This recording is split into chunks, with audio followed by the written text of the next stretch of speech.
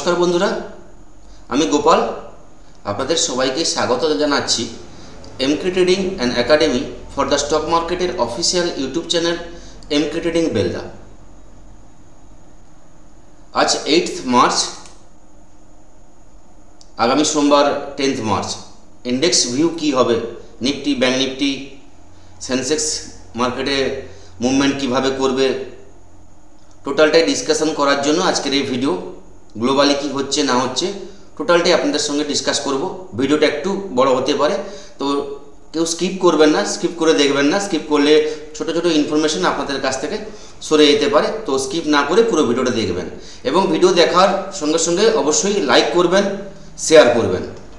তার আগে আপনাদের দেখিয়ে রাখি, এটা এমকে ট্রেডিংয়ের ডিসক্লেমার অবশ্যই সবাই দেখে নিন। এমকে ট্রেডিং কোনোভাবে আপনাদেরকে বাই বা সেলের রেকমেন্ডেশন দেয় না। এই ভিডিওতে যা ইনফরমেশন দেওয়া হচ্ছে টোটালটাই কিন্তু এডুকেশন পারপাসের জন্য।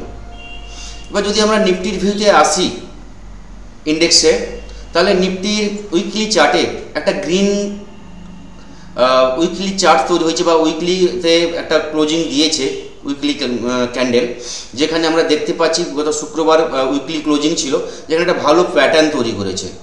যারা মোটামুটি প্যাটার্ন বোঝেন ক্যান্ডেলস্টিকে, তারা এটা বুঝতে পারছেন কি প্যাটার্ন করেছে। তো এই প্যাটার্ন অনুযায়ী আমার যেটা মনে হচ্ছে নিফটি 23,000 একটা লেভেল আসতে পারে। এবার যেহেতু এটা এক সপ্তাহ লেগেছে এই প্যাটার্ন তৈরি করতে, তো উইথিন 7 ডেজ এর মধ্যে একটা জায়গায় আসতে পারে, যদি কোনো কিছু খারাপ নিউজ মার্কেটে না আসে বা ট্রাম্পের কোনো কিছু খারাপ নিউজ না আসে, তাহলে নিফটি আপাতত 23,000 লেভেল কিন্তু টাচ করতে পারে। এই লেভেল পর্যন্ত আসার সম্ভাবনা আছে এই প্যাটার্ন অনুযায়ী। তো ডিপলি অ্যানালাইসিস করব নিফটির। যদি আমরা ডেইলি চার্টে দেখি তাহলে বুঝতে পারবো নিফটি কিভাবে ট্রেড করতে পারে বা কিভাবে আমাদের ট্রেড করা উচিত। শুক্রবার নিফটি বলতে গেলে যদি আমরা শুক্রবারের মার্কেট দেখি, আমরা ছোট টাইম ফ্রেমে দেখি, তাহলে বলবো নিফটি একদম সাইডওয়েজ ছিল বা রেঞ্জ বাউন্ডের মধ্যেই ছিল নিফটি। এটা হচ্ছে আপনার 7 তারিখের মার্কেট। নিফটি 22,620-40 এবং 22,500 এই রেঞ্জের মধ্যে নিফটি পুরো দিন টাইমস এখানে কাটিয়েছে। একটা রেঞ্জের মধ্যে নিফটি রেখে গেছে, 22,500 নিচে যেতে পারেনি বা ব্রেক করে যেতে পারেনি, এবং বলতে গেলে 22,640 একটা টাইম গেছিলো, কিন্তু 22,600 উপরে ভিতরে ম্যাক্সিমাম টাইম স্পেন্ড করেছে। তো একটা রেঞ্জের মধ্যে ছিল। এবার যদি আমরা সোমবারের ভিউ দেখি, তাহলে সোমবার ভিউ কি হতে পারে মার্কেটে, সেটাকে নিয়ে আপনাদের সঙ্গে এখন ডিসকাস করব। তো যারা লিখে নিতে চান সাপোর্ট রেজিস্ট্যান্স লেভেল, তারা আপনারা ড্র করে নিতে পারেন বা নোট ডাউন করে নিতে পারেন। নিফটি যেটা আমি বলবো, যেখানে নিফটি ক্লোজিং দিয়েছে 22,550, যেখানে হচ্ছে বৃহস্পতিবারের চাইতে 7.8 পয়েন্টে পজিটিভে ক্লোজিং দিয়েছে, সেখানে নিফটির যেটা ভিউ হবে শুক্রবার যদি সোমবার নিফটি যদি 22,640-এর উপরে ট্রেড করা শুরু করে, তাহলে কিন্তু 10 থেকে 15 মিনিট তাহলে কিন্তু আপ ট্রেন্ডের জন্য আমরা ট্রেড করতে পারি। যেখানে নিফটির নেক্সট যেটা রেজিস্ট্যান্স থাকবে 22,750, 22,825, 22,800, 825 এই লেভেল পর্যন্ত কিন্তু একটা টাইম আপনি দেখতে পারেন যদি 22,640-এর উপরে নিফটি ট্রেড করা শুরু করে। এবং বলে রাখি 22,825, 850 জোনটা আমাদের কাছে খুব বড় রেজিস্ট্যান্স। এই লেভেলে এর আগে ফেব্রুয়ারিতে আমাদের কাছে সাপোর্ট ছিল, এই সাপোর্টটা ব্রেক করতে অনেক টাইম লেগেছিল। তো এখান থেকে যদি মার্কেট এখান থেকে উঠে যায়, তাহলে 22,825, 850-এর কাছাকাছি একবার প্রফিট বুকিং আসবে। সেখান থেকে কিন্তু একটা ডিপ আসার চেষ্টা করবে, ডিপ নিয়ে কিন্তু আবার উঠতে পারে, যেখানে 23,000 লেভেল পর্যন্ত নিফটি যেতে পারে। এই লেভেল পর্যন্ত আমার ভিউ থাকবে নেক্সট উইকে 23,050। 23,050-এর উপরে গেলে কিন্তু আলাদা ভিউ তৈরি হবে, তখন নেক্সট ভিডিওতে আমরা আলোচনা করব। বর্তমান সোমবারের পর্যন্ত যে ভিউ থাকবে 22,650-এর উপরে নিফটি ট্রেড করা শুরু করলে 22,750, 22,800 এই লেভেল আমরা কিন্তু দেখতে পারি। তো এইভাবে আপনাকে ট্রেড করতে হবে এবং মাথায় রাখতে হবে আপনাকে ছোট ছোট স্টপ লস লাগিয়ে কিন্তু ট্রেড করতে হবে।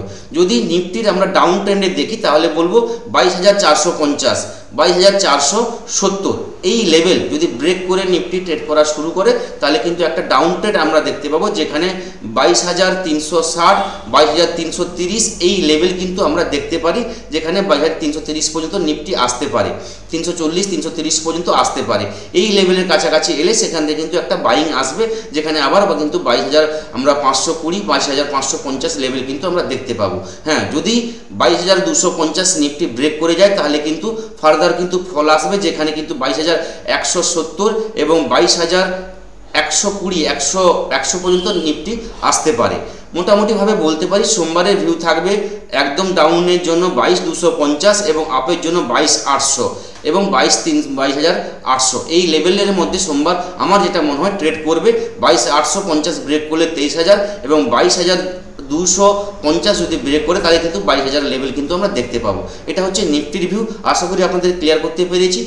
যদি ব্যাংক নিফটির আমরা ভিউ দেখি তাহলে ব্যাংক নিফটির ভিউতে বলবো ব্যাংক নিফটি কিন্তু মোটামুটিভাবে লাস্ট 2-3 দিন কিন্তু পজিটিভ একটা ট্রেন্ড করছে। ব্যাংক নিফটি শুক্রবার খুব একটা ভালো র্যালি না হলেও একটা আপ গেছিলো, ভালো একটা টেনেছিল, যেখানে 48,000 বলতে গেলে 700 উপরে কিন্তু গেছিলো, কিন্তু সেখানে স্টে করতে পারেনি। সেখান থেকে কিন্তু নেমে কিন্তু 48,500 এর কাছাকাছি ব্যাংক নিফটি ক্লোজিং দিতে সক্ষম হয়েছে এবং বলতে গেলে নিচ থেকে সাপোর্ট নিয়ে একটু উপরে ক্লোজিং দিয়েছে। সে জায়গায় বলবো ব্যাংক নিফটির ক্ষেত্রে ব্যাংক নিফটি আমরা তখনই ট্রেড করব আপ ট্রেন্ডের জন্য যদি ব্যাংক নিফটি 48,550 এর উপরে ট্রেড করা শুরু করে, তাহলে কিন্তু ব্যাংক নিফটিতে আপ ট্রেন্ড নেওয়া যায় বা ট্রেড করা যায়। যেখানে ফার্স্ট যেটা টার্গেট থাকবে শুক্রবারের হাই 48,700, এর উপরে গেলে 48,850 এবং তার উপরে থাকলে 48,950 এই লেভেল দেখতে পারি এবং লাস্টলি 49,050 লেভেল কিন্তু আমরা দেখতে পারি এবং 49,250 এই লেভেল পর্যন্ত একবার ব্যাংক নিফটি যেতে পারে। মোটামুটিভাবে সোমবারের জন্য যেটা ভিউ থাকবে আপনাদের বললাম এবং ডাউনের জন্য যেটা থাকবে, ডাউনে যদি ব্যাংক নিফটি আমরা ট্রেড করি তাহলে 48,350 এর নিচে যদি ব্যাংক নিফটি ট্রেড করা শুরু করে তাহলে কিন্তু ব্যাংক নিফটি আমরা ডাউনে ট্রেড নিতে পারি। যেখানে ব্যাংক নিফটির সাপোর্ট যেটা থাকবে 48,250 এবং 48,050 লেভেল এবং লাস্টলি যেটা থাকবে এবং 48,000 লেভেল।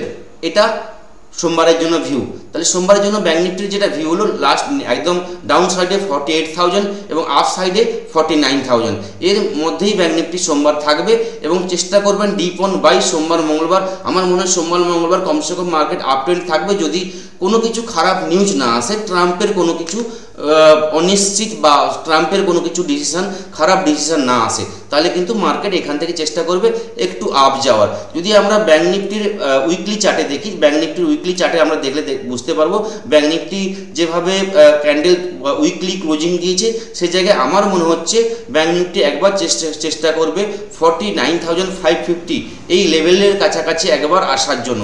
এই লেভেল আর নিচের এই লেভেলের মধ্যে নেক্সট উইক ব্যাংক নিফটি থাকার সম্ভাবনা ম্যাক্সিমাম থাকবে। নিচে 47,830, উপরে 49,550 বা 49,600 এই লেভেল পর্যন্ত ব্যাংক নিফটি সোমবার থাকবে। সেন্সেক্সে যদি আমরা দেখি, সেন্সেক্সের একদিনের চার্টে আমরা দেখে নেব।